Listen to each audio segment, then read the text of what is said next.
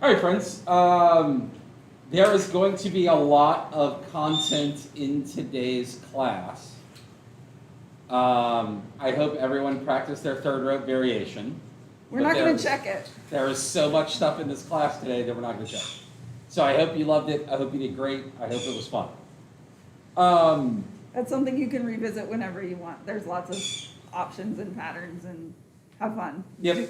Explore different things. As we talked about last month and with the folks who did the makeup yesterday, those different ties can produce different sensations and can be used for different things. So we hope that you will try out a lot of different options to create different feelings and sensations with your partners and to use them for different purposes, right? That one with the stem in the middle is great for face up, right? Like you can use them for different stuff. So go forth and explore. This month, we're covering uplines, attachments, and lockoffs. There is something philosophically or meta-narratively I want to discuss before we discuss all of these things. Anytime you are suspending someone, you are making the choice between a few different things. You're making a choice between risk, speed, and aesthetic. Sometimes these things are aligned, oftentimes they aren't. There are instances in which, at least in my protocol of how I attach things and lock things off, I will choose something that is more prone to risk in order to ensure speed, because my ability to take someone down quickly actually is better than having somebody more statically locked in the air, right? Like it's actually safer to be able to get them down quickly than it is to have a more secure Lock-off. upline. Right? These are trade-offs I want you to think about as you sort of think about the procedure that you're going to use for uplines and lockoffs. We're going to give you a variety of options. We're going to tell you this is the procedure we use and when we choose to use it. If I can encourage you to do one thing, it is to pick a static pattern of this is the way I always do this. And practice this is the way that I always do this. So that when something starts to fail or be suboptimal or break or you have challenges executing, you can always go back to, well, I know I do this, then I know I do this, then I know I do this, and start to diagnose where those breakdowns are happening, then make singular changes until those are fixed, right? If you do this differently every single time and something goes wrong, you're going to have a really hard time diagnosing what happened and how to fix it, right? And if you start changing multiple portions of your pattern at one time, you're going to have a hard time understanding which of those choices fix the thing, right? And in making multiple choices, you can create a solution in one place and something suboptimal somewhere else. And is your solution actually suboptimal? Did it actually work? It's hard to know unless you're doing things in sort of a standardized way with a standardized approach. And if you're changing something, you're changing it for a reason and you're only changing one thing at a time. Does that make sense to folks? Cool. It's something that I will tell you personally in post-COVID times recently, I have gotten less and less good at with my tying. And I've been making a concerted effort to get back to, because I've just started just being like, I don't know, I'll make a wild choice here, right? And it's something that I've become more and more mindful of more recently. All right, so we're going to start sort of from the point down in discussing suspension points, attachments, lockoffs, and the associated hardware that goes along with it. And one thing I want to make just a blanket statement about in general as well is that when you are getting ready to do a suspension scene, partials, whatever, what have you, anything where you're going to be using a point, make sure your point is set up before you ever put rope on the person you are tying, please. Like, make sure your gear is in the air, because once you have rope on the person, your timer starts. That person's gonna burn out. That hard point can hang out for as long as you need it to. Make sure that's set, then tie the person. Does that make sense to everyone? Cool. Also, make sure that you have all your gear around you and easily accessible. Nothing sucks more than having somebody tied up and being like, oh, I've got to go over to my bag on the other side of the dungeon and grab my carabiners because I forgot to have them with me and also my cutting tool. That makes the person in the rope less confident about the outcome of what's about to happen.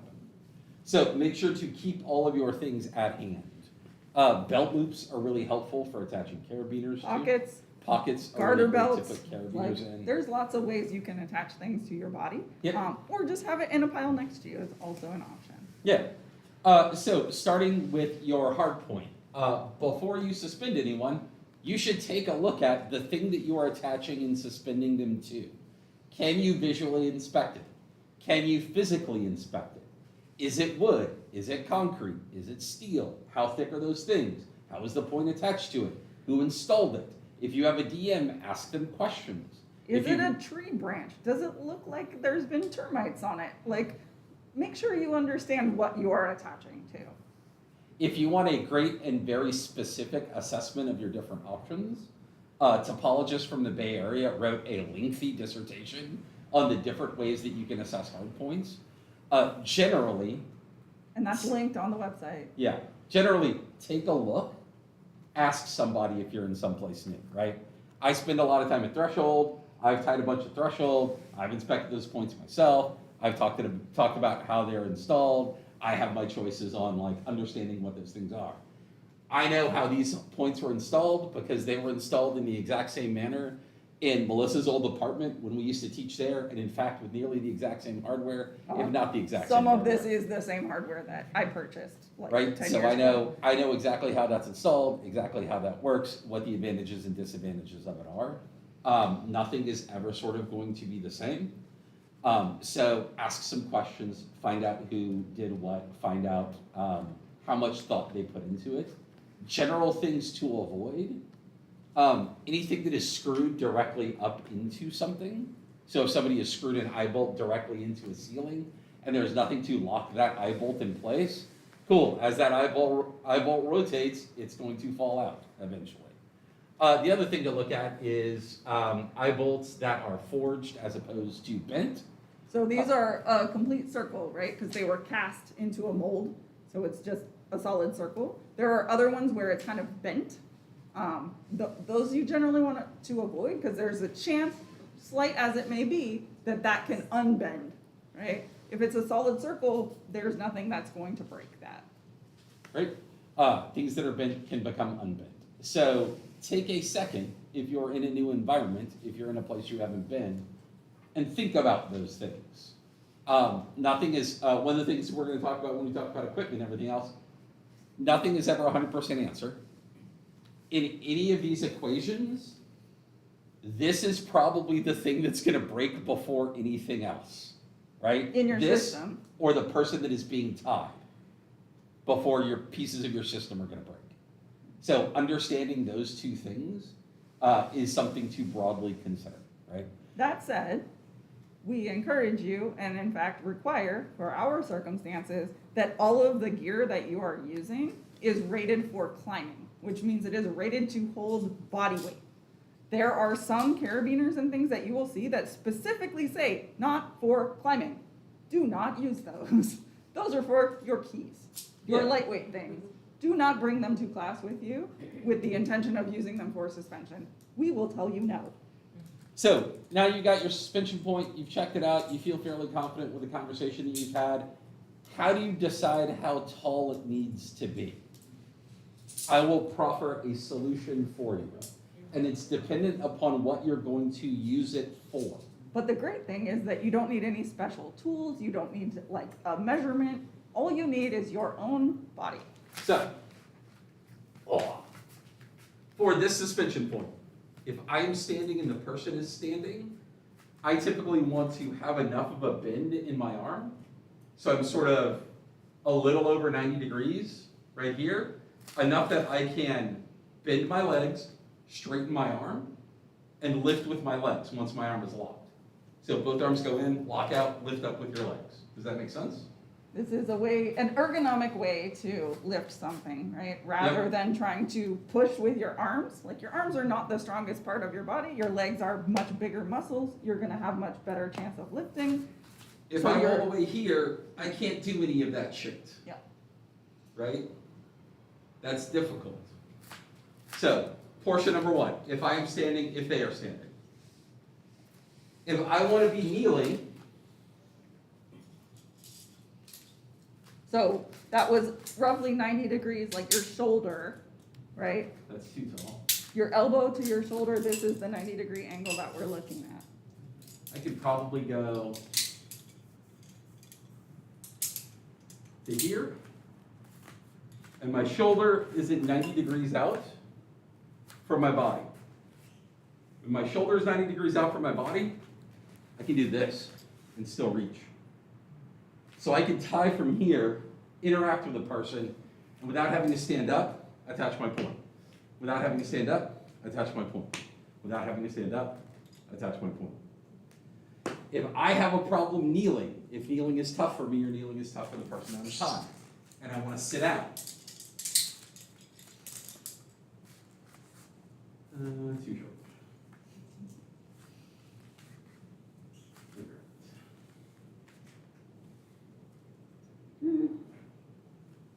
Maybe a little bit farther.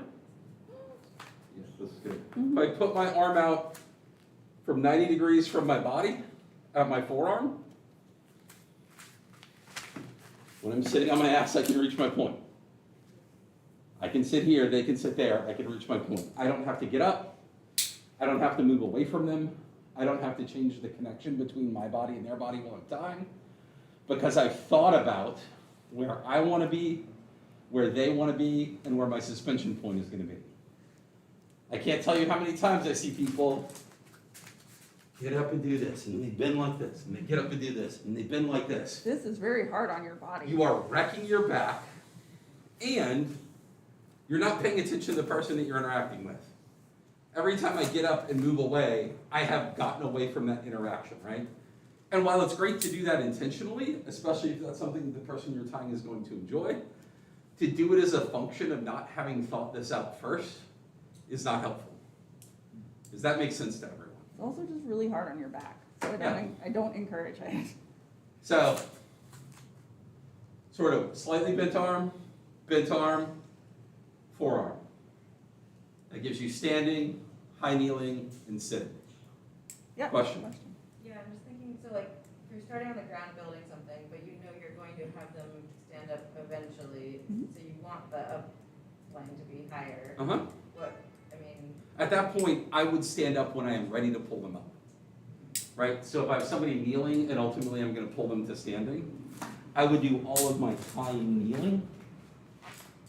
And then when I was ready to But with the stand, point already set at that because higher I know height. we're both going to stand, yeah, I would tie them to the point that I need to attach my point, have my upline attached, stand up, attach my upline, kneel down, finish my upline, and then pull them to standing, right? Does that make sense? Yeah. You still set the point to the height that you know you're going to use it. yeah. Other questions about point height? Yep. If you're changing levels, Mhm. I assume that you still want to choose like the highest level at which you're doing the tying, right? Correct. So I think the first question I would ask yourself is, by changing levels, what do you mean and how far are you going to get, right? So the experience that the person is in the rope is going to feel is the same amount of weight if their body is this far off of the ground as if their body is 50 feet off of the ground. Gravity works in the same manner, right? So if you're going Psychologically, higher, that's a much different Yeah. experience. But physically, your body's not going to have a different outcome. so if you're going higher, why are you going higher? Is the idea of like, cool, I am transitioning upwards to move the body up. That's the part of the experience I want to give. Then yeah, you need to set your point at the highest point, right? Because you can't reset it once their weight is on it. You could potentially have 2 points and you transfer between them, but that's a much different configuration. Like, it would be hard to do that here because they're so far apart. But that's, you know, if you had a beam and you could put 2 together, then that's something you could play with. But if you only have the one, set it at the higher point. Question. I just also wanted to add that, like, sometimes I'll actually set it higher because I don't have a ton of strength, and it feels easier to pull somebody up when the point is higher than when the person is closer to the point. Oh, I don't, that may feel that way, but I don't know that the science would prove that out. more of a vertical distance versus a horizontal distance from somebody like on a lower point. That you don't have as much of a pulley, Yeah. so there's less, Yeah. like momentum to Yeah, get them in the air. And I don't think it matters when you're like, you know, you have more strength when you're tying somebody who's lighter, but when you're a smaller person tying somebody who's larger, it definitely makes a difference to have It- more space. It also may be a function of how you're executing your pulley system. So we're gonna talk about that in just a minute. Yeah, I was Yeah. gonna say, But- because that isn't my experience of Melissa having tied me, so. No. But it can be sort of disheartening when all, your pulley system is only about this big, like, you're not gonna get much lift from that, right? And so when you are suspending a bigger person, or a person larger than yourself, to realize like, oh, they're standing, and then I can only reach a point so high, and suddenly, you know, I only have 3 inches of a pulley, like, why bother? So, yeah, there are some trade-offs that you have to make. So how do you establish that distance, right? What's being used in the room today are climbing slings or climbing straps. So we have a lot of Climbing slings and straps tend to come in a whole bunch of Lengths. different lengths and sizes and beautiful colors. So you can see here, I have like a bunch of different lengths, Their standard rating tends to be about 22 kilonewtons. and you can tell that by these handy little tags they have on them. If you're ever wondering, like, what is the strength of this thing, they should have a tag on it. If it doesn't have a tag on it, don't use it I for would not use it, suspending, yeah. because you don't know. But yeah, that's, it will say, it will have a handy little, like, notation on it that you can read. And kilonewtons is not a measure of weight, it is a measure of force. So the general idea is the dynamic force that can be applied to this is equal to this amount. And dynamic force meaning it, like, something drops, right? That's the force that they're measuring. Like, if you are falling off the side of a mountain and it's gonna catch you, how much can it bear? Sometimes you might need longer slings or straps, and you might use webbing that is then tied together. For these, I brought these specifically so y'all could see this. These are tied with what are called water knots. These are specifically double water knots, which they tighten against themselves. And here we've used them doubled up and then taped them, the ends, so that you can start to see if they slip and they're starting to come untied, you can like retie it. And in this instance, Yeah, go ahead. So you personally like? We tied these. Okay. Yeah, so we were doing, I think we did these when we hosted NARIX. yep, And we needed 30 suspension points, and we did not have enough straps nearly long enough, like, you can't purchase them, or you can, but it they're was very essentially from the top expensive. of a 3-story building. Right, So, so we needed like very strong and long straps, and then some to reach down to where people could actually access them. So we got a bunch of these, like, webbing is very cheap. So we cut it to the length we needed, we tied them, we taped them, and then we could use them for that event. Yep. But if you need to do something like this, I highly recommend like building in redundancy into your system. As you can see, like, this stitching, it's redundant, like, it's not just one stitch, it's several stitches, right? You wanna build in redundancy so that even if one thing fails, there's something else to catch it. And in this case, the reason for the taping is to give us a visual indicator if something is going wrong in that system, so we can address it before we move on and use it. The other option you have is if you don't have webbing or you don't have enough webbing, you can build what was initially called to me a suspension fort using your own rope. And you have a video of this that you've Yep. probably already seen. So everyone understand, groks that thing. Does anybody have any questions about how to do that? I've never needed to do it. Yeah. But I saw a head shaking no. Also, if you want to look, let's see, what is the way that some people would put it? If you want just the rope look, which some people would argue is more Authentic. traditional, which is a thing that causes my back to raise. Yeah. But But if you don't want, you know, some colorful webbing or whatever in there, and you just want it to be a very, you know, natural rope look, that's a way that you could do it. yeah, The downside of that is that the friction of rope on rope is less smooth than rope on a through carabiner. Yeah, through webbing and a carabiner. It's also takes longer to set up, right? Throwing a sling through something, putting a carabiner in it, that's like a 5-second process. Question? When you say rope on rope, you mean that the rope would be used like as the ring as well? Yep. Yes, yes. Some people will simply put rope, like create a loop with rope and then put their upline through that loop. I don't recommend it. It's less smooth. It's more likely that your rope will get crossed on itself. But some people like that particular look. So now that you've got your point height set, there is the decision of what do you attach to your points. There are many answers to this. For this class, we're going to be using carabiners and multiple carabiners, and I'll sort of explain why, and I'll explain what the trade-offs are. The reason we want you to use carabiners is because it will allow us to unclip portions of the person who is tied and bring them down very quickly. In the instance of using things like rings or using things like bamboo, you don't have that as an option, and the person who is tying has to be capable of untying in a quick enough manner to help get somebody down safely while being supported.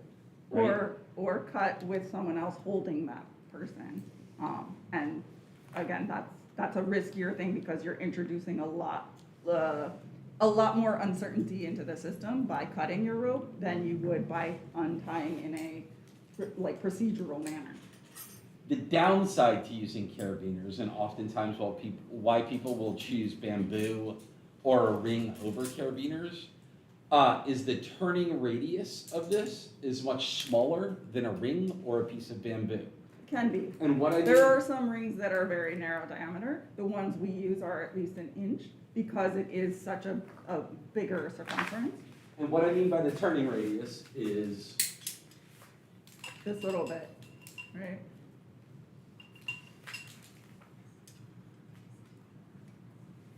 this bit as it turns over, Yeah.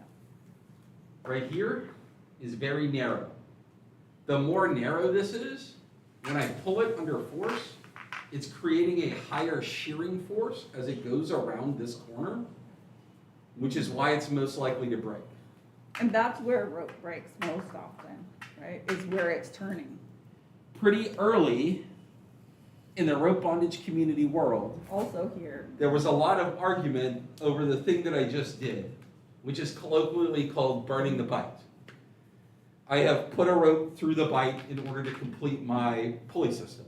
and the concern was, well, that's only a single strand of rope at your bite. So it's more likely that your bite will break because there's no redundancy. And people were getting a lot of breaks at this point. So the presumption was, there's only one rope, that's why it's breaking. But the thing is that the part that was breaking was not the bite itself, it was the rope going through the bite. Because look how narrow that diameter is, right? That's such a high shearing force because it's so narrow that the rope was under such force that it was snapping.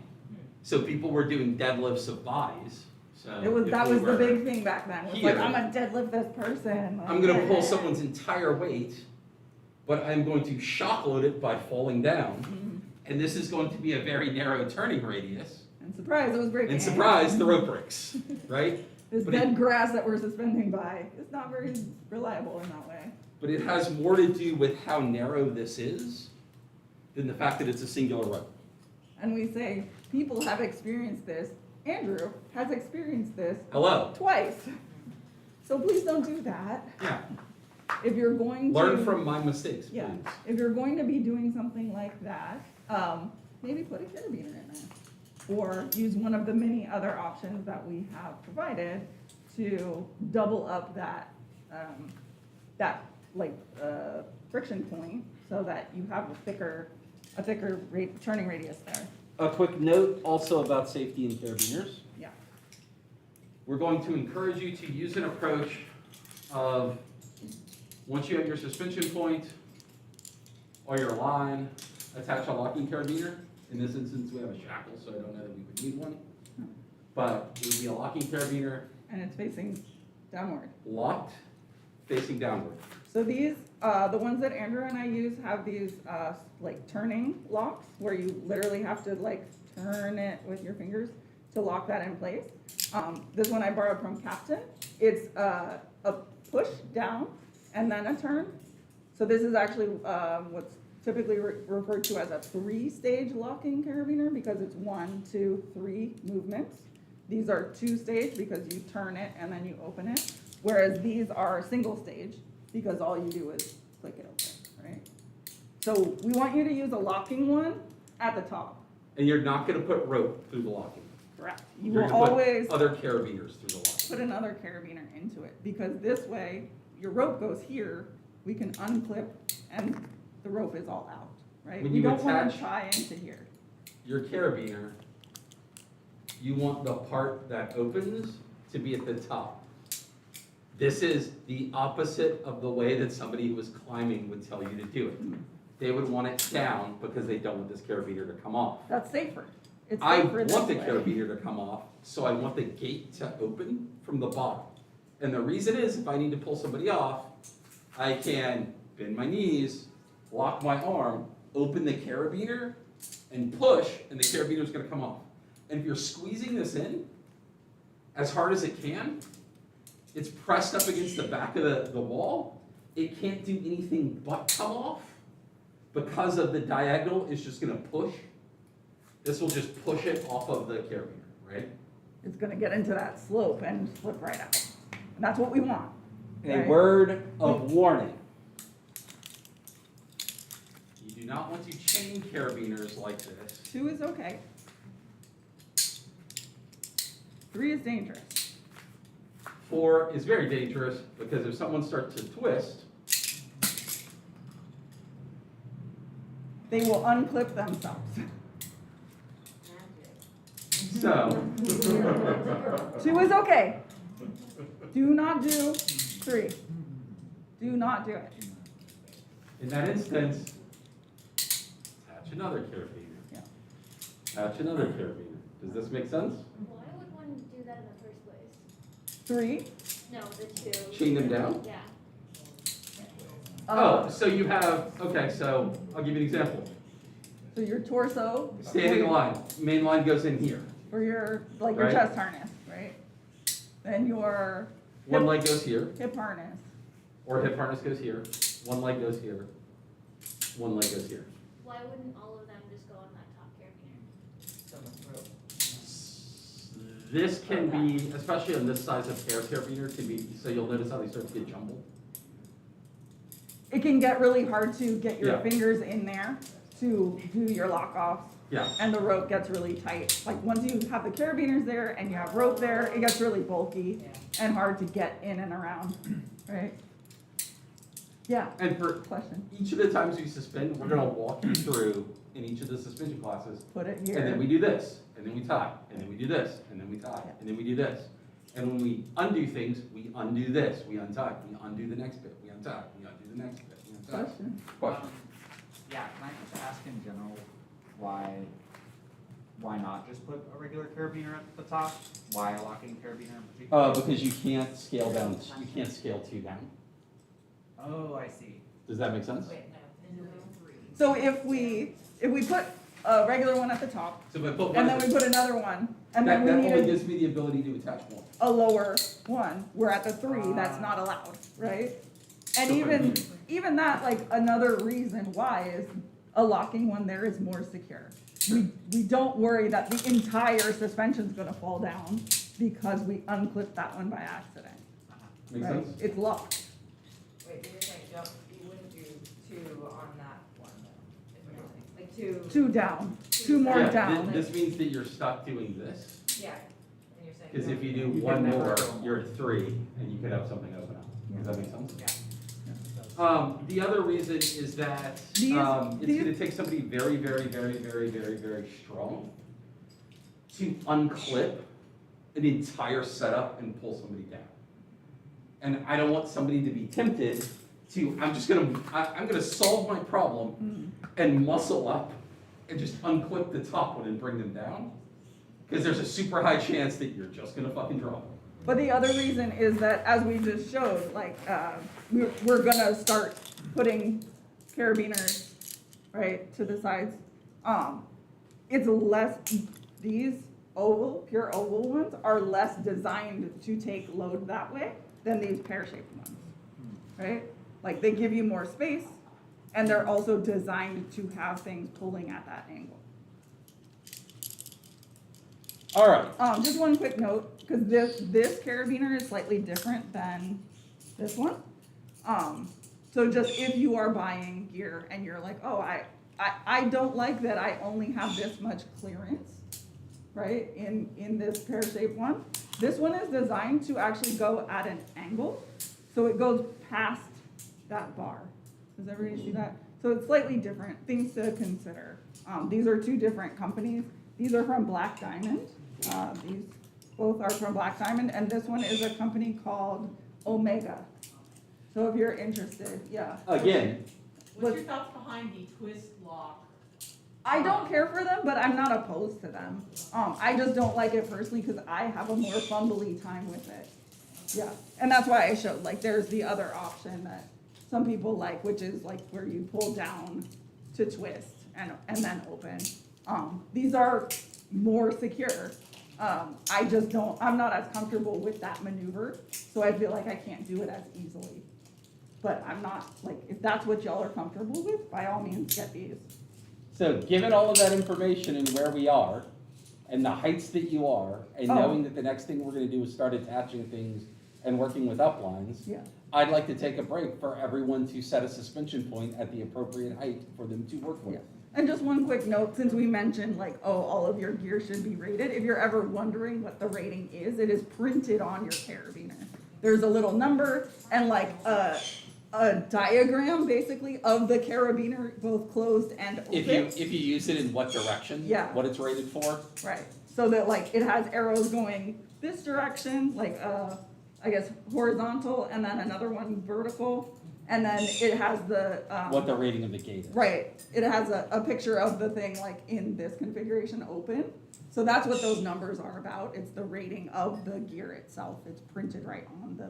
And all of gear. those measurements are in And kilonewtons. did you say what the minimum was? So those are the maximum. So it's this one, this oval one, it's 18 in this horizontal configuration. It's 7 if you pull it this way for some reason, which we won't be doing, but if you ever needed to.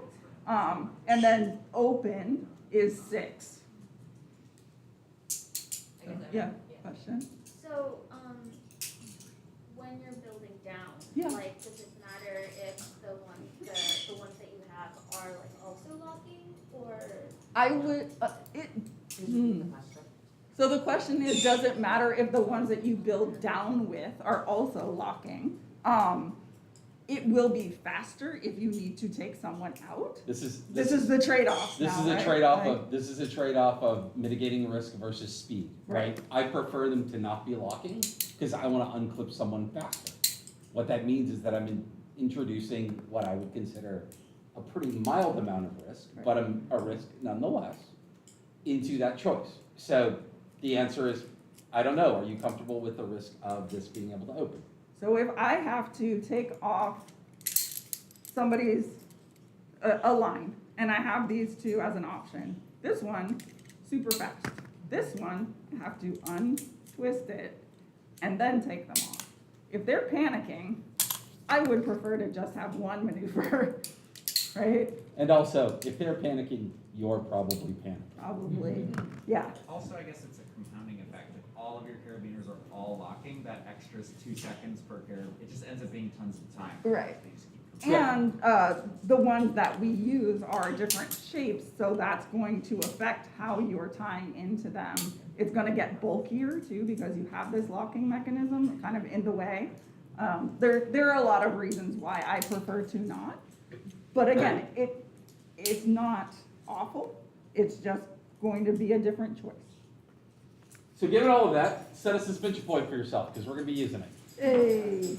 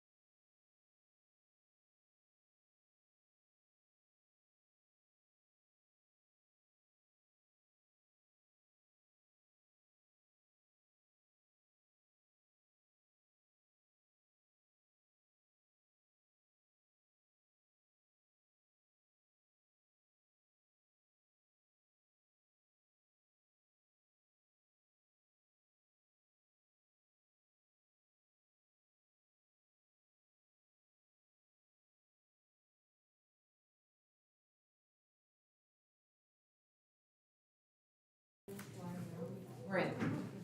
All right, friends. Let's talk a bit about what we want our system, our pulley system to look like. Devoid of attachment, what we want our pulley system to look like at the top of our system. So again, we're always gonna put one carabiner into whatever that locking one is, and that's the one we're gonna tie to, right? We're gonna tie to the next one down. We want our system to go up,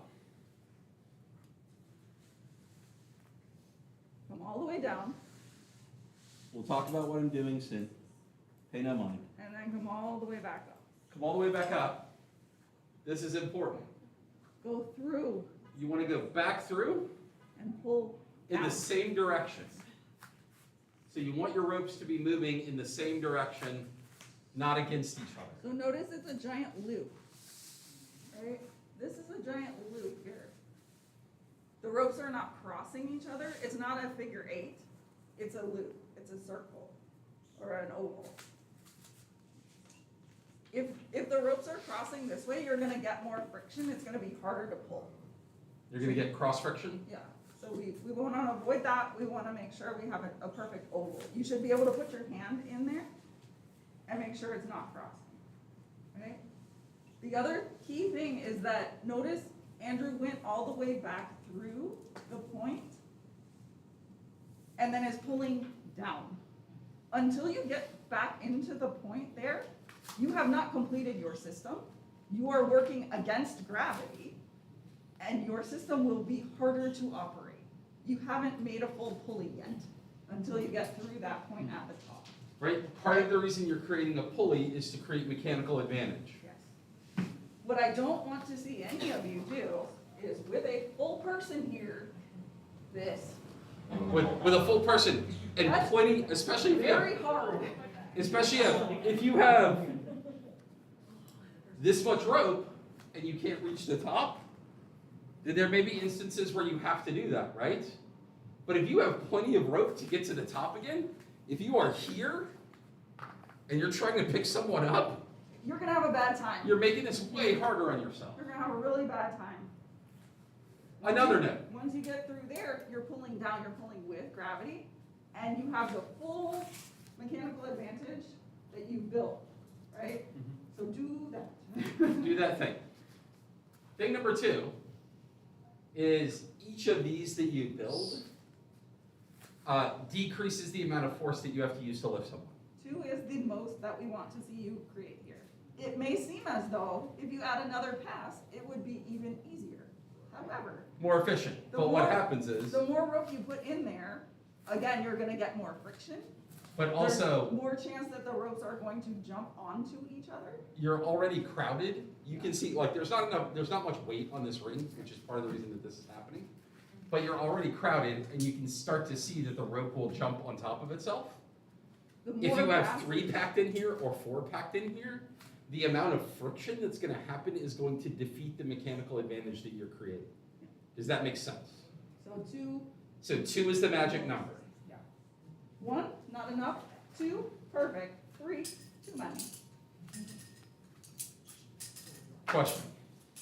So I've been wondering about this for a long time. Does it make a difference which direction you put the rope through No, by, or? no. What was the The Which question is, direction? does it matter which direction you put the rope through the bite? It only matters in that you want to be consistent with the rope, the direction that the rope is going through the carabiner. It doesn't really matter which way it goes through the bite. It shouldn't, as long as you are creating that loop here. So this is the direction that matters, this one is less important. The only thing I will say is that I encourage you to loop the rope through the carabiner in the direction that is toward you, because you need to be pulling. Yeah. If you loop it away from you, it's really hard to pull this way, right? So notice Like, how when I your go body's not set up- up to do that. When I go up, I go through and I pull towards me. Yeah. I don't set this up to go away from me Because that's, because I'm gonna have more force pulling towards my body than I am pulling away from me. like, this isn't gonna get you much, but this, you can like put your weight into it and pull back. Also, in as much as you can, make sure your rope's not twisted. Right? Other There's questions? A lot of little specificities in here, which is why we say the suspension part is when all of this really comes together and you have to be very particular. And this is why we're giving you so much time to work on and think about and normalize all of this stuff. You're essentially getting 3 months, counting when you got these videos, to work on this. We want you to be very comfortable with all of this stuff. So let's talk about The suspension. attachments. Yay. Do you want to lay down? Oh, yes, but before we do that, I just had one quick note about gear. Since some of y'all borrowed stuff from us, you will notice that we have fun colors on our carabiners. Andrew and I have exact same carabiners. We have used nail polish to color code them so that we know whose are whose. His are green and mine are red. So we know that we don't mix them up. Similarly, you all may have the same gear. You may want to indicate that it belongs to you. One I- of the things you'll also notice is I- if you borrowed one of our straps, it has our name on it, written in Sharpie. on the Mine inside. either has an M or it says GMT. His say Ojapan, I think. So mark your gear, mark your rope. A lot of it's gonna look the same. You would like to get it back. It's not cheap, right? So demarcate what is yours. Cool. So, I'm we're gonna writing start down. with single point attachments, and then we're gonna get more complicated. You lie on your back, I'll just use your feet. So, probably the thing that you're going to use most often is a single column tie. You'll use it for most limbs. Like when we do a full suspension, you're gonna do a chest harness, a hip harness, and then for your legs, it's just a single column tie. Right? An For the ankle- most part. an In ankle doesn't- instances, An ankle doesn't need like a huge reinforced structure on it, because it doesn't weigh that much. in instances where I have a chest harness and a hip harness, I would consider this a secondary line. Right? It is very rarely going to bear the full brunt of the body weight, if Ugh. ever. It can, but it's not very pleasant. Right? So, option number one is to go through your bite. So that is first option. If you are like, I don't like that, that doesn't feel great to me, I don't feel confident about it, doesn't fit my risk profile. You can carabiner through. This is gonna be smoother, right? Because you're not pulling rope on rope. Again, we talked about how rope on rope is gonna add friction. So a carabiner is gonna be a smoother pull, which is nice. The downside is you have to can- carry 2x the number of carabiners. There is an option, and some people use these, they're called climbing rings. It's just a little piece of metal that you can, basically make a lark's head through your bite and attach it, and then run your rope through that. Those are kind of handy, especially if you're someone, like me, who maybe doesn't have as much upper body strength, and you're tying someone who is, weighs substantially more than you do. Those can be handy because you get that benefit of like the rope against metal, and that it sort of splits the difference between carrying a bunch of extra carabiners that weigh a lot, and having to go directly through the rope. Can you show what that part Yes. looks like? I can try. The Well, he before does that. before we get to this, let's Yeah. finish this thing. Yeah, keep going. The other downside to this is that you can only get as close as this carabiner is to the point. Does that make sense? It's gonna be hard to do with Melissa on her back, Yeah. but if I pull this all the way up, Ah. this is the closest this is getting to the suspension point, right? I've effectively cut off this distance. So it's a trade-off to keep in mind. You're coming. Let that be a look. That's okay. Let that be a lesson to you. So,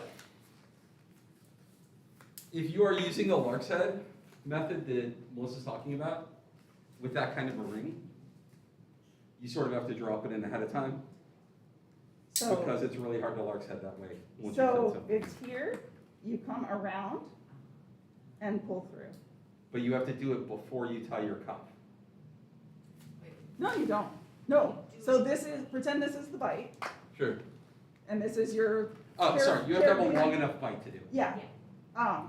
So the bite comes through, it goes around, and then you pull on whatever it is, carabiner or ring, and it creates a large head. Oh. Yeah, Okay, cool? thank you. Got it? Option number 2, or 3, actually. Did you this see is that it. on the video? Ish, okay. Option number 3, you don't want to just use your bite, but you also don't have a carabiner. So you can pass a loop through. Heard people call this an Australian bite. Yeah. Make a half hitch. Half hitch goes over, walks off. You now have a doubled up rope that's going to increase your turning radius. Again, though, downside, you're reducing the amount of your distance, right?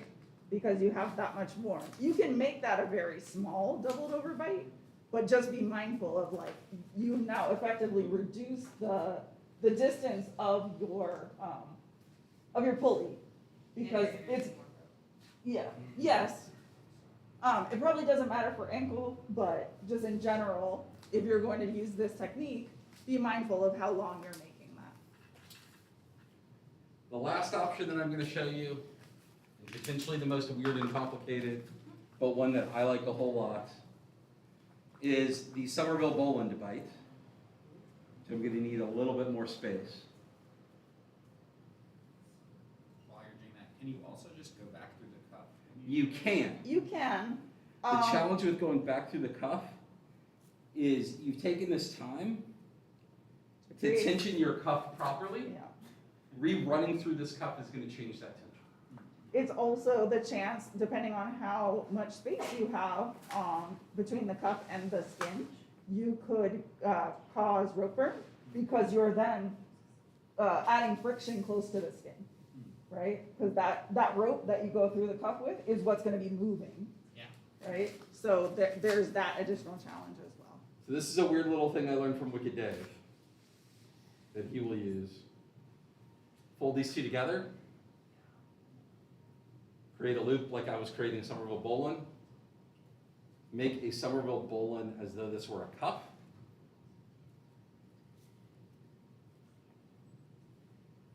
So now you have the turning radius that is the distance of that knot that you've just created, right? And the thing is, that tightens the more tension you put on it. Yeah, so the Somerville Boland, the way it tensions is from the pressure of the running end. So because the running end is the line that's moving into your suspension system, your pulley system, that knot is only getting tighter as you use it, right? So this is very secure. It becomes its own little weird carabiner. So to clarify what you did, you just took the bite and the running end and made a Somerville Boland. In the line, In the line. In the yeah, line. yeah. Okay. Question? Can you give me a reason why you wouldn't do that technique with the Australian bite? Why wouldn't you Like like if you- this? So if you just make the Australian bite and then put your rope, yeah. Then create the Somerville Boland with that. No, just do the, Big. yeah, fully make it, put the line up through, and then come underneath that knot. Oh, like why would you use, yeah. Yeah. I mean, you could do that. You've got a distance, so the problem is now you've, Why? why would Why bother why with would you that? get rid of all of this rope? Yeah. Well, just make it as small as you made it for the summer. Because you made, but even in that instance, like, this rope all gets thrown away. That's why. Like you're not, unless you're gonna tie this into something else, this is now rope that you've taken off of this length of rope, which means you only have so much rope to work with after that. In terms of safety though, would you say that there's no? Doesn't matter. I It's don't think also, it's just more steps in your operation to do it that way. Like doing, It's the same number of steps. no, doing either the Australian bite or the Somerville Boland, but doing them together, you're doubling up. It's how not much- together. Oh, no, not You- together. You're I see, misunderstanding what's I happening. see, I see, I okay. just was curious if there was like a safety reason to not. To not go through that. No, no, Okay. the reason for me is that you're creating rope that you're not gonna use. Right? So the purpose of the Somerville Boland one, you said is like, is more secure because it's gonna lock it onto. No, because you're running it through the knot, and the knot is thicker than just two ropes. the turning radius. You're increasing the turning radius by running it through a knot.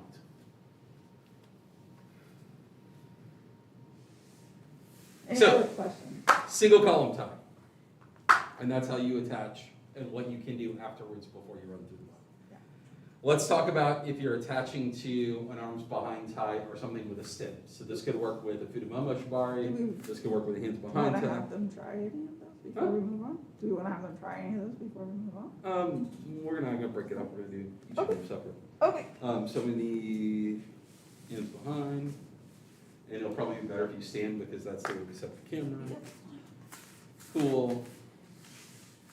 So I'm gonna do just one rope of a hands behind tie. Can I ask something while you're tying? With the tying the Somerville bowline in the uplines, I always find that like the advantage of the square knot is it's so easy to untie so fast. Like it just can come undone anytime you want. And I Yep. always find that the Somerville bowline's actually pretty finicky to untie. Yes. And you mentioned using it in the upline makes it self-tightening. Yes.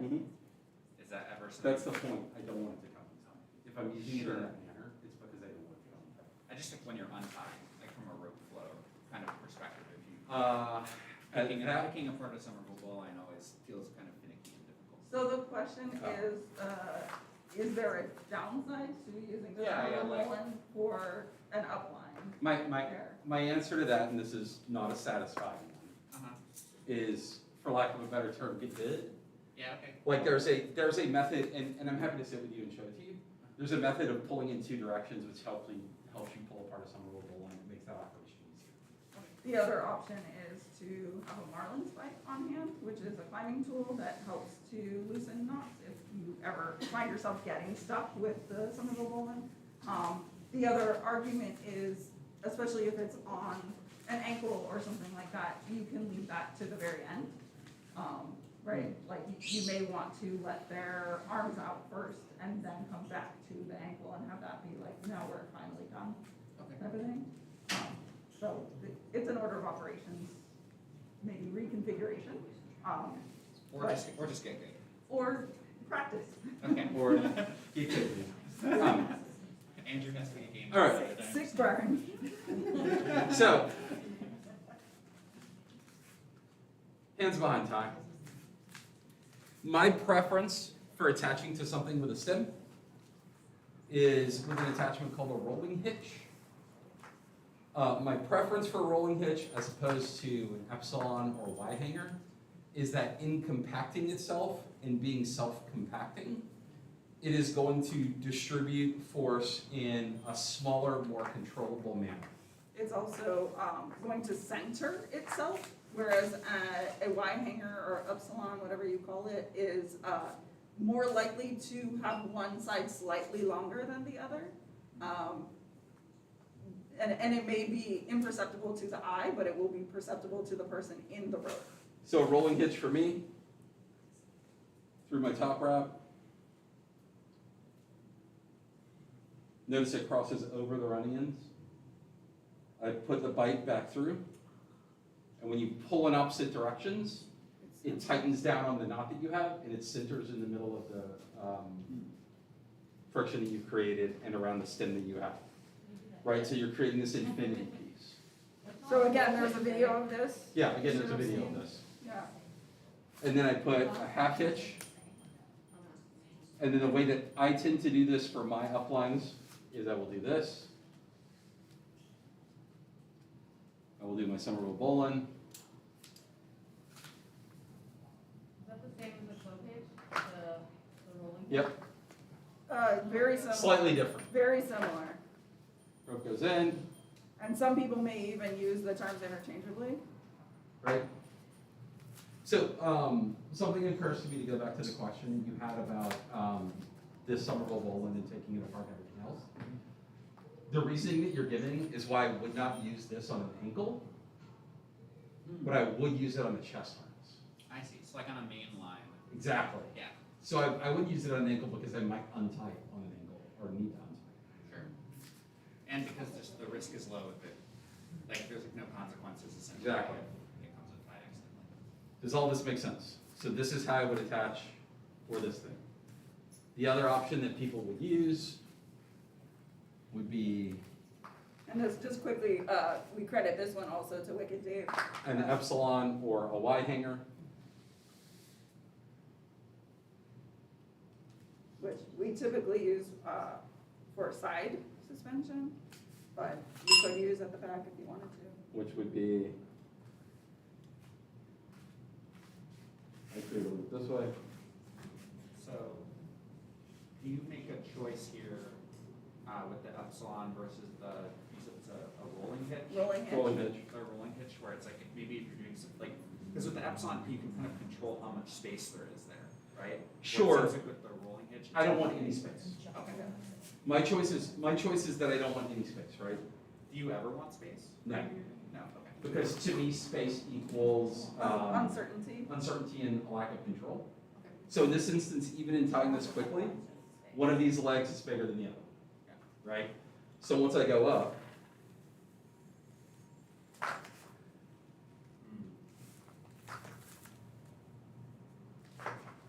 So you're trying this as an example of why you would never tie to space. why I choose not to. Why It's not a would you? never, it's I would choose not to, Okay, right? So even when I pull up, I am pulling harder on this line I see. than I am on this line. So it needs to be equal in order for it to be equally distributed. With a rolling hitch, because it collapses on itself, you defeat the possibility of that having to happen. Question? When you collapse your Y hanger, you shouldn't have that problem, right?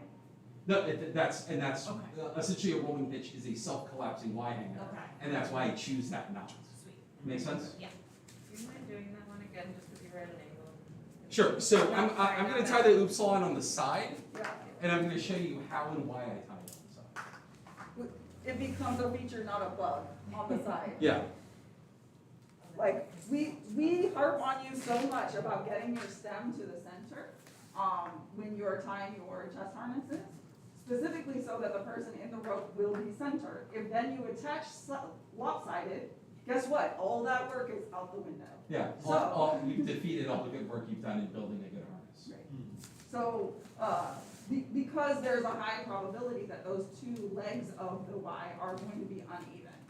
When we are doing side, we specifically want to use the Y hanger for that as a feature. Yep. We want them to be uneven. In fact, we're going to emphasize them being uneven and lock them unevenly. So there are two ways to sort of tie a Y hanger. One is to do it with a square knot, one is to do it with a Somerville bowline. I'm gonna show you both.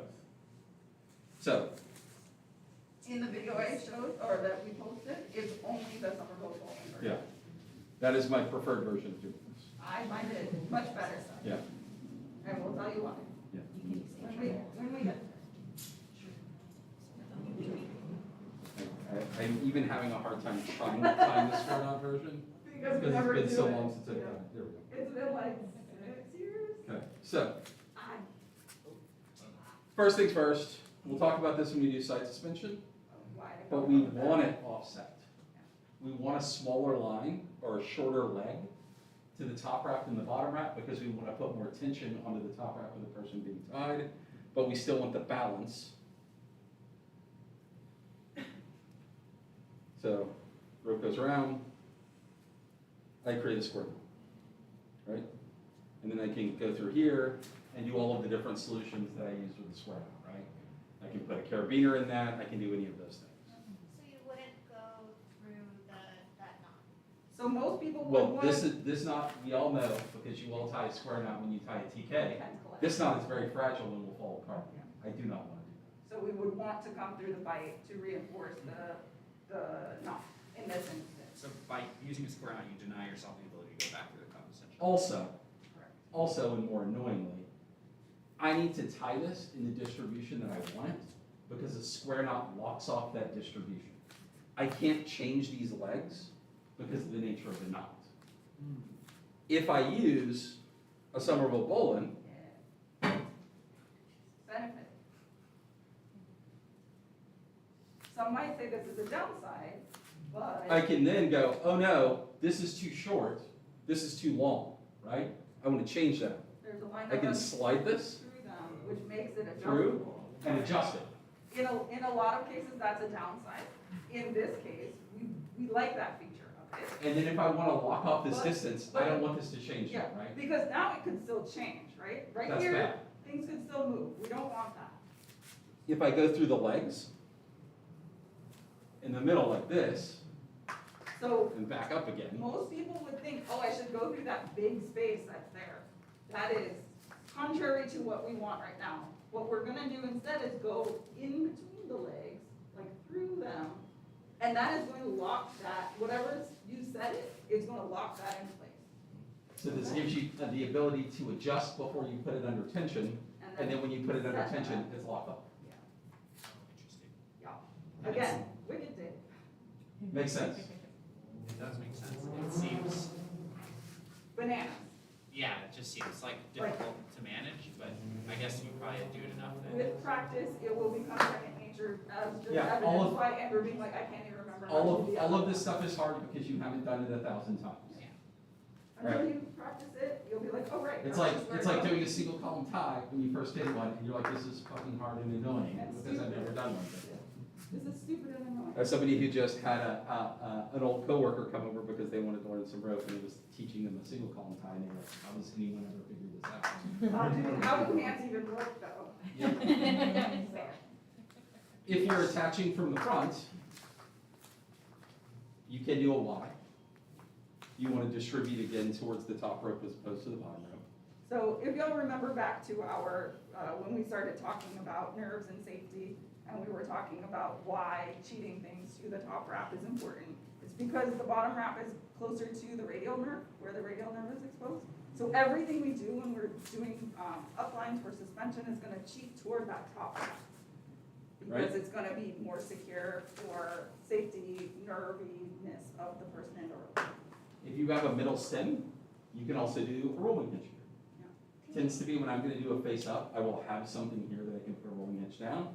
I don't like this because it's pretty mobile. Yeah. For those of us with boobs or lots of fleshy bits in the front, that can be pinchy and smashy and in ways that are unpredictable and less comfortable. Yeah. Can you do a rolling hitch even though you don't have a stem there? You can, but it's still gonna be more mobile. Yeah, it's really mobile. There's nothing to like anchor it to. So I wouldn't recommend it necessarily. Right? You're gonna do this. I don't know that they can see because they're elbows in the It's gonna pinch down the wrap some, which is fine.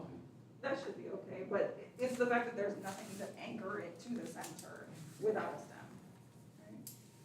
So you can totally, it just may not be as effective without it. Right? The choices that I make aren't the only choices that are available. They're the ones that I found are optimum for me and the goals that I have and the way that I'm tying. And maybe you all, being new to this and creative and brilliant, may come up with other awesome options, and we would love to see those. Yeah. And I might do a weird thing, you know. I could not do a Y hanger, but I could do this and do a weird thing where I lock off and then come back through Yeah. and make a second thing, which is then weird. Like, there are a million ways to solve these problems. Yeah. I just tend to default towards The ones we know. the efficient way that will work consistently for me. Yeah. Questions? Try them. So try all of these. We'll give you 15 minutes to screw around with them. And then we're going to come back to how to lock off at the points. Can I just see the first roll?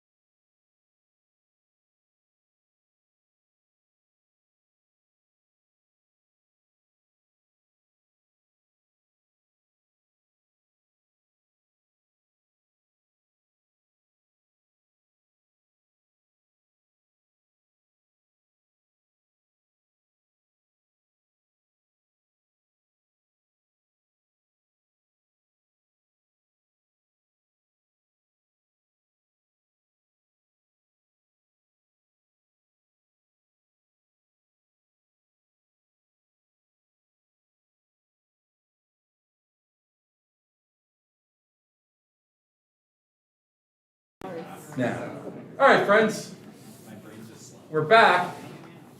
We've run our pulley systems. We've used our attachments. Let's talk about how we lock things off, because that's the thing that keeps people from plummeting to their death. So important. So important that they not die. Not the one time. They will not want to tie with you again. That is accurate. If they are Yeah. dead, they definitely will have One thing- zero desire. One thing that keeps you from having repeat partners is killing all of them. Yeah, but you know it's not recommended. So I'm going to show a few different options of how to lock off close to the point, and then how to lock off away from the point. So, my decision on how I lock off close to the point has a lot to do with what part of the body I'm locking off. Is this a main line? Is this a limb? Do I know based on my tying, am I gonna come back and touch this rope a bunch? Am I not? Am I gonna move it next? Am I not gonna move it at all? All of these things inform my choices. Before I lock anything off, I wanna talk to you about your offhand that is not holding the rope, or what I would call your hand brake. At any time, if you are doing stuff away from it where you don't need two hands, having an extra hand to hold onto this, in case this hand comes loose, is going to be very helpful. Make sure that you think about and use your handbrake. The manner in which I lock off close to the point tends to be quicker, and it introduces probably more risk because of it. So the first thing that I do is I create a friction by taking the rope all the way around the carabiner, passing it through, pulling down till it's firm. This is going to do 80% of my work. So if I step into this and let go, I'm pushing as hard as I can down. I'm lifting my weight up. It is not coming loose. It will come loose over time. You can see it slowly loosening, right? As he did that. So what I want to do is put some downward force into making sure it doesn't come up. There are a couple of ways to do that. Way number one is through a series of half hitches. So I can do one half hitch, two half hitches, push those together. That is technically enough. However, for paranoia, we'll do one more. Above. Right? Yeah. So you're sandwiching. So the original half hitch is sandwiched. So that's option number one. And what that does, just so quickly, like why do that, is that you'll notice as he only had this one at the carabiner, what was happening was that the line was slowly feeding through, right? There was slack coming through and feeding into the system. So by half hitching just the once, you're creating some downward pressure. By doing a second one below that, like, okay, that's reinforcing it. The one above is even reinforcing it further. And right? I'm Like, using, in this instance, a slip half hitch for speed. Because that means I can pull this out, pull this half hitch out. This is so hard to do without actual It's someone's weight. easier when there's weight on it. Pull this last half hitch out, right? Like the more movement you have in this, the harder. To practice at home, when you are at home, if you want to practice half hitches, start working with both of your hands and doing half hitches on either side, all the way down, and then take them out all the way up, right? So get used to Using the idea both of bringing the rope to your hand hands. and then undoing half hitches, right? But for our purposes of locking this off, we want them to be close together. This doesn't offer you much reinforcement. When they're spread apart, you'll see people do that.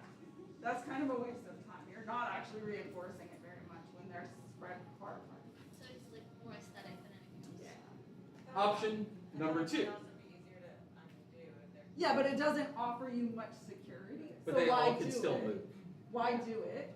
You're just wasting time. That, like, who cares if it's faster to undo it if it doesn't help you? So why bother? The other option is to do one half hitch, pull it all the way to the top. I don't recommend this. There are lots of people who use this.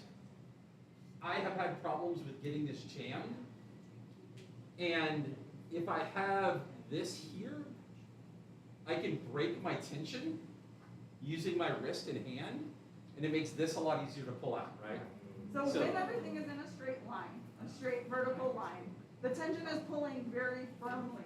As soon as you shift that line, just the slightest bit out of alignment, everything loosens a little bit. And that, a lot of times, is all you need to be able to loosen that half hitch and get it out. With this, When I you don't are have any distance. Way at the top, you have no room to do that. This is jammed. You will need to cut. Uh, There are people who do this and are good enough to do this and take this out. I do not. When it gets jammed, Yes. there are very few options at this point. Like for us, we have the glory, the beauty of using carabiners. If you do this and it gets jammed and you're tying to bamboo or tying to a ring, you don't have that option, right? So if you choose to do this, be very careful.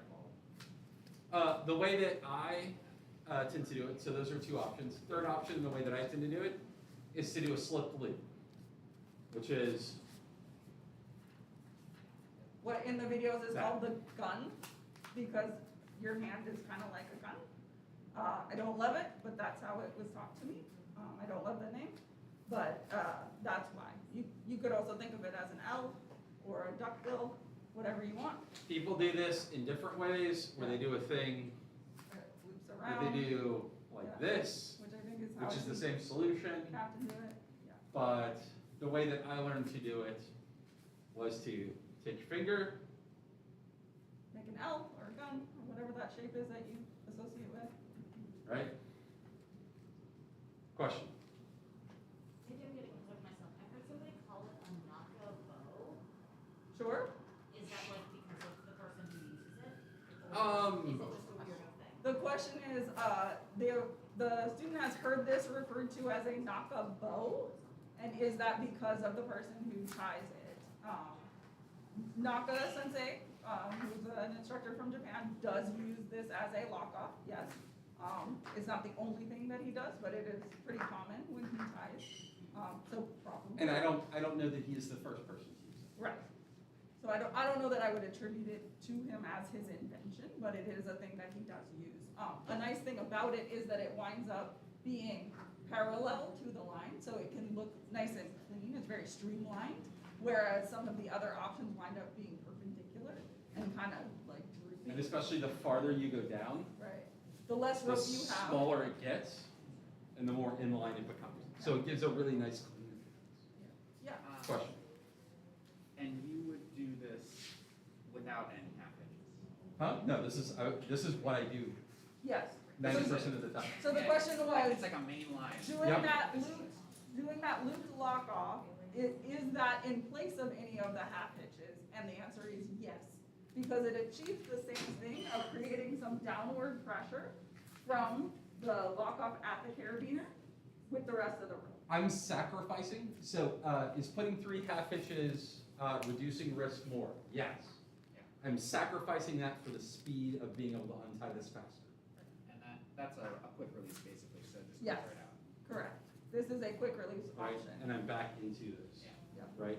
So, If you don't want to go all the way around, there are some people that just do a munter hitch. So they go halfway around Uh-huh. and then lock off from there. the downside of doing it this way, that Andrew just demonstrated with the muncher hitch, is that now this is a much bulkier lockup because you have rope on either side. So then when you come in to put another carabiner, you have less space. You're more likely to put your carabiner on top of your rope, which is And gonna make also- transitioning harder. You don't have any surface tension on this side, right? Ah, So in going all the way around, for Less me, secure. I go all the way around, and this creates 2 opportunities. A, I'm putting tension all the way around this rope when I pull it down and lock it off. B, when I carabiner in, Can go to the if I other carabiner side. into this side, and I need to adjust this rope, this will not become jammed because I have carabiner to the opposite side of the way that I'm gonna move the rope. Does that make sense? yeah, yeah. So this gives you a directionality of what side to carabiner into to make sure that you do not jam your rope Or if you less, need to move it. less chance. Less chance. Um, Make sense? That being said, you have to be a little more thoughtful about which side you do that friction on to make sure that you're gonna be putting the carabiner to the side that you want to attach the next thing to, right? So, what happens if you can't get all the way back to the top again? Oh, actually, there's one more version of this that I will do. This is the, Very dangerous, this is the super dangerous. but there is a video of I it. am only going to do this if, I would only do this for limbs, and I would only do this if I know that I'm gonna move those pretty quickly. And that is,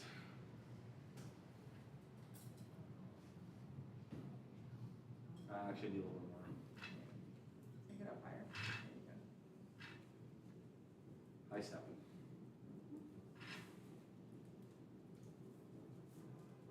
So it's a slipped half hitch at the top. It is the only lock-off I tie that is next to the point. The reason it's the only lock-off that I tie that's next to the point is I know that if it looks like this, it can come off very fast, and I need to be very careful with it. There's nothing else in my repertoire that will look like this, so just visually, I immediately know what this is. The reason this is dangerous is, and I'm back on the rope again. All I have to do is pull once, and I can move it. I know what I'm doing. I wasn't sure if you would need to pull. So, When you, so, and like when you would pull that, you would have a handbrake. Like you Yeah. would always handbrake. Yeah. but you can literally one stage pull, second stage pull, and then back on the rope again. So we learned this one from Kinoko. He uses it because it's very fast and it's for his like very dynamic transition performance style. And that's what we have used it for. It is not something that we just use casually in play for the most part. So like, if you were like, say in a performance and it's like, oh, in this pose, their leg is like such and such a way, and you're like, I'm just putting this here for this part of the transition, Yep. and then it's the first thing to go when you Yep. start transitioning. Yep. Yes, exactly right. Yeah. So the question was, is it something that you're gonna be moving right away and it's just the limb and you know it's gonna come out, need to come right back out? Yes. Gotcha. So you would never use that on a main line, that's. No. Not as a drop effect type of thing.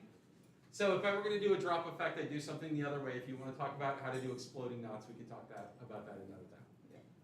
Because there are other ways to do drop effects. So, what if you can't get all the way back up again? What if you're stuck down here with an ankle or something, and I can't get the rope back through? What do? You have to lock off what I would call close to the body. So the way that I do this, half hitch, slipped, Oh, you didn't get the whole line. push down to the bottom. No, you only got one. There you go. Push down. Right? Rope goes the opposite direction, half hitch, locks. Then this extra rope, you can do the same gun position going upwards. But this is taking the brunt of that thing. Could you do that one more time? Sure. And there is a video of this as well. Two slipped half hitches. Right. Or one. You're just one. So you're going through the bite, so the bite's right there. Take the rope around all of the lines. I'm gonna slip part of the way through. And down. I'm gonna drop that down to lock it off. I'm gonna create a loop, It needs or a to half be very hitch. close. Like It this sandwiches the other side, This needs to be very tight. right? That sandwiches that off. And then to clean this up, like this next part can be sort of whatever, right? This is just to get the rope out of the way. Right? The nice thing about this configuration is that you can use this loop to catch to stuff. Yeah. Like if you wanna catch, like say this is an ankle and you wanna do hair rope, you can come like grab hair and pull and tension it against this. One of the big challenges is that oftentimes when you pull this out, you're carrying a heavy limb. I got this. And that can be difficult to do because when you pull out this half hitch, Drop. there's gonna be a bump when it drops, right? What you wanna do is You see where the line goes through the loop? If you take your thumb and put it there and pinch upwards, That's your new lock. and now you've locked that off to keep it from moving. So instead of a whole Right. handbrake, you just use a little thumb brake. So all you have to do is look where it comes out of the bite. Put your thumb You there. put your thumb where that is, and then when you pull the slipped half bit, it pinches it and stays. So, And then you can use. And then you can use your hand as a handbrake and then catch the rope. so does the benefit of that versus just holding the top is that, It won't drop. You have So to use two hands. Yeah. You And have to use two hands to undo this in often instances. So if I'm here, I can do this, but it's still gonna have a little bit, this distance This is gonna drop. is gonna drop slightly, right? With your thumb there, it prevents any movement of the line above, so that person's not going to experience that even incremental drop. Yeah. No, this was something that we were just talking about over in the corner that came up of like, oh, I've got the solution, I really like it, except it always does this thing. And I was like, great, I'm gonna talk about that, I already have an answer for that problem. This is again something that Kinoko taught us, to put your thumb where that's gonna come out of, to be able to hold that in place. Super handy. So, you can use any of these to lock off. What you choose is your business based on what your risk profile is and what your goals are. What I would expect you to do is over the next 2 months, start to figure out, this is the way I always do this. I always do this way. If it's a main line, I always do this. If it's a limb, I always do this. This is the way I always lock off. This is the way I always unlock. This is the way I always attach. This is the way I always unattach. All of these things are things to practice. If you are at home and you do not have access to a suspension point, and you want to practice working with uplines, working with lockoffs, working on doing half hitches, all of those things, find a closet and a backpack full of books. And practice this without a person of just, I'm going to pull this up. All right, I've got my height that I want. I'm going to go around. I'm going to pull down, firmly pull down. I'm going to create my line, right? Oh, that's too big. I need to practice that a little bit more. So I want that to be smaller. I'm going to do it farther down. That feels a little bit better.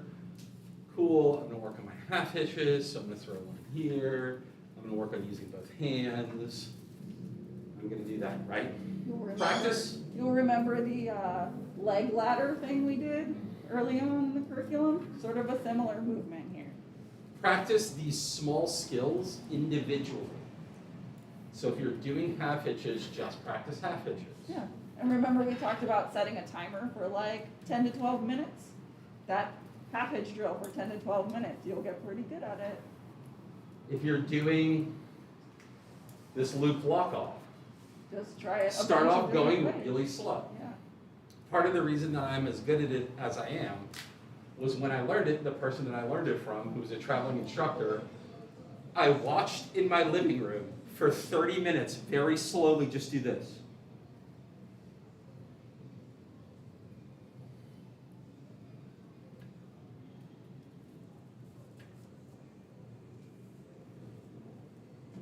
Do I want to do it? Do I want to do it with 2 fingers? Do I want to do it with 3 fingers? I want to do it with 2 fingers. Okay. And sit there and think about every little thing, And and then also slowly get faster and slowly get faster and And slowly also get faster. do it with the left hand, then try it with the right hand. Also notice he's coming down here, but we also show that you can do it going upward. That's a different maneuver. Yeah. So try doing it upward with both hands. Like just keep practicing and make sure you feel okay doing it every direction. And then if I have, what happens if I do it here? Man, I've got all this rope. Oh wait, You can do it again. I can do it again. And that gets really small and tight. And all I have to do is this, and that's fun. So what if I do, like, start to think about all the little things and getting better and quicker at them?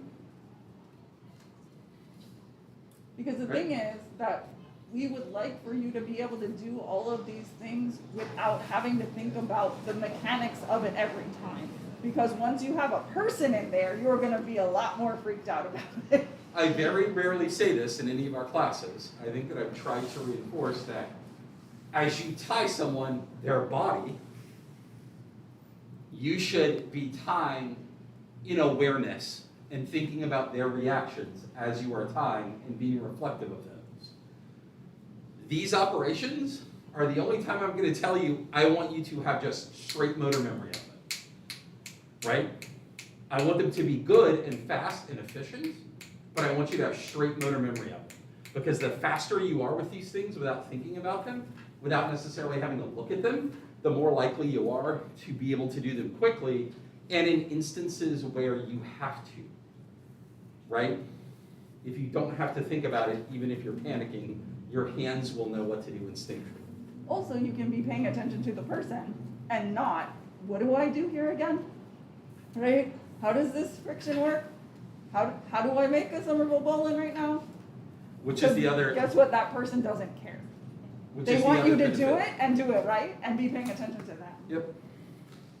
Questions? It's a lot to think about. Oh, yep, question. What was that hitch again that you put through a loop, but then you were also dragging it up, so you have like 3 knots together? What? I forgot what it's called. The half inch?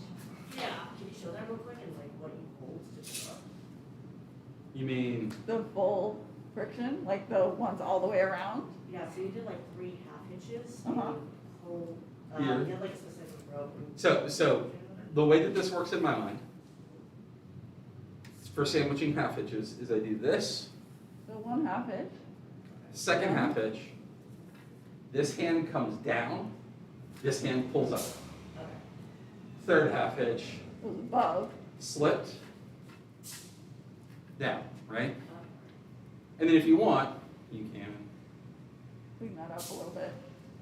tidy it that way, do the little gun thing, depends on how much rope you have, Some people call that a potato. right? Kind of like a potato on your rope. To quote Otanawa, I like fried potatoes, not tied potatoes. Yeah. Is that the one you were asking about? Yeah. Okay. I wasn't sure, 'cause like, I think I tried to do that and the rope always entangled itself. Yeah, I see. so it's, From up there. the thing is, down, Yeah. up, So you want, as with all of our frictions, we want everything to be as small and compact as possible, right? So you want to make sure those are nice and tight together. Would you ever do like a half hitch from coming upwards? Like instead of going downwards, you go upwards with that? You could. Where? What was the question? Would you ever make a half hitch going upward? At what point? Because there is one that goes upward. I mean, you're talking about, Instead of going from the top down, you're going from bottom to top. So like a low lock off? so the problem Yeah. is, Like I'm curious. the problem is doing a half hitch here, is if you go all the way through, this is gonna be very compact. Right. It's gonna be It's really really hard hard to pull to this get out, out. right? Getting this half hitch out of here is gonna be really hard. That's why we do a slipped half hitch. Because this is, even with the minor weight of my leg, is pretty complicated. Is that what you meant? Yeah, sure. I mean, so the problem is you can do this, right? So you have a lot of uncertainty in that system. This is a template. Is that what you meant? I guess, yeah. But if you unlock this, It's like all gonna- immediately as I pull down, this all loosens. Right. Yeah. You're working way against gravity by Yeah. doing that, and it's really gonna become unpredictable. Like, with all of this, our goal in everything that we have you tie, but especially in this stuff, is we are trying to limit unpredictability in the system. That version that he just tied, as you can see, came all wonky as soon as you start untying it. The short answer is, could you do that? Yes. Would I ever do that? No. I No, wouldn't would not. recommend it. Bernie, did you have a question or a comment? Yeah, I was gonna say, so, when I first started self-tying, I would do those slow lock-offs, and I found really quickly that either it would get jammed or it would come completely apart, Yeah. like if I ever switched heights. Yeah, you have a lot of uncertainty. For people who do self-tie, especially self-suspend, it's great to have the ability to put stuff within arm's reach, because guess what? You can't get all the way up to that point. But you need to have a lot more security as you do it, because if you drop yourself, now what, right? Like, the only person you're gonna injure is you, and, that sucks, And then the only person you have to blame is yourself. yeah. I Other don't, question? I don't recommend it. Cool. Anything else? Where are we So, on time? we're good, we should stop. So for next month, it's gonna be in our apartment on the 8th floor. We're gonna be doing a history presentation, so you don't need to bring your rope.